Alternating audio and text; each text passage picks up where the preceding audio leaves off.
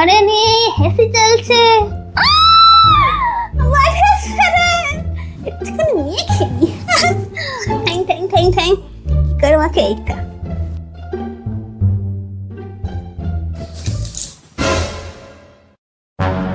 মালতী কাকিমা, তুমি রুম ফ্রেশনারটা গায়ে মাখছো? তা কি হয়েছে, মাখছি তো।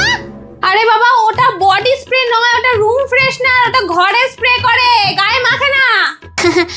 ওসব যা হয় হোক গে, সুগন্ধটা বার হচ্ছে। আমি যেখানেই যাব সেখানে পুরো সব রুম ফ্রেশ হয়ে যাবে, ভালো না?